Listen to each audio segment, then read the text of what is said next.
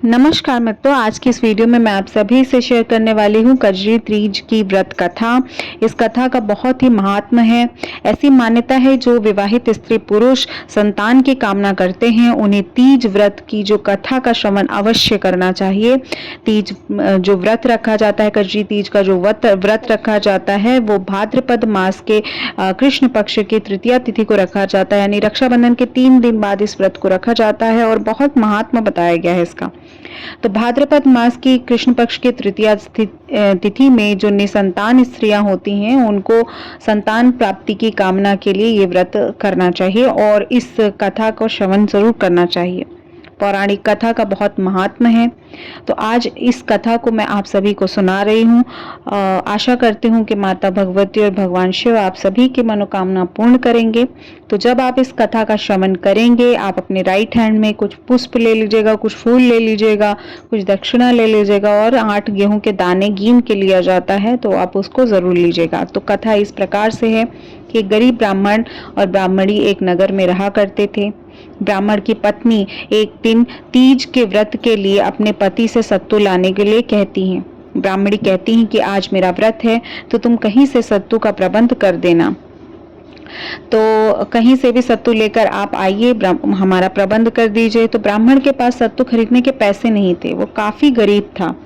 ऐसे में सत्तू का प्रबंध करने के लिए रात में ब्राह्मण घर से निकला और साहूकार की दुकान में घुस गया। उसने वहां से चने, दाल, घी और शक्कर मिलाकर 1.25 किलो सत्तू तैयार कर लिए। जैसे ही वो दुकान से बाहर जाने लगा तो दुकान के जितने नौकर थे वो चिल्लाने लगे, अरे चोर चोर चोर भाग रहा है। तो ऐसे करके लोग चिल्लाने लगे जो दुकान के नौकर थे। उतने में साहूकार भी इतनी आवाज सुनकर वहां पर आ गया और उसने ब्राह्मण को पकड़ लिया। ब्राह्मण ने सफाई दी कि भैया मैं चोर नहीं हूँ, मैं गरीब ब्राह्मण हूँ और आज मेरी पत्नी का तीज का व्रत है, तो मैं उसी के लिए सिर्फ 1.25 किलो सत्तू लेने आया हूँ और वही बनाकर ले जा रहा हूँ। साहूकार ने उसकी तलाशी ली, ब्राह्मण की तलाशी ली और लेकिन उसके पास सत्तू के अलावा कुछ भी नहीं मिला।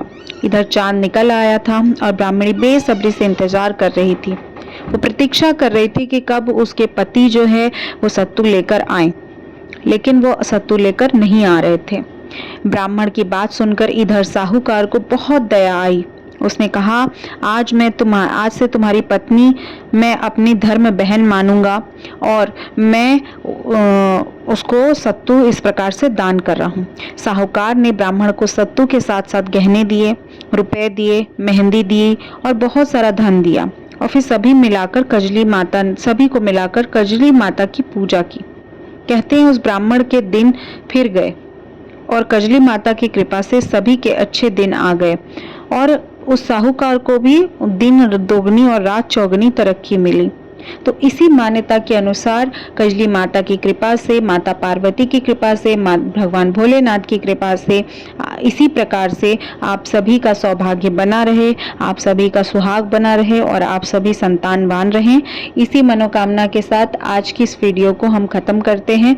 और जो आपने राइट हैंड में फूल लिया था, गेहूं के दाने लिए थे और जो हमारा कुछ धन लिया था, तो धन को आप मंदिर में दान कर दीजिएगा। गेहूं के दाने आप घर के गमलों में डाल सकते हैं और साथ ही साथ जो आपने पुष्प लिया था यानी फूल लिया था उसको भी आप घर के गमलों में डाल सकते हैं।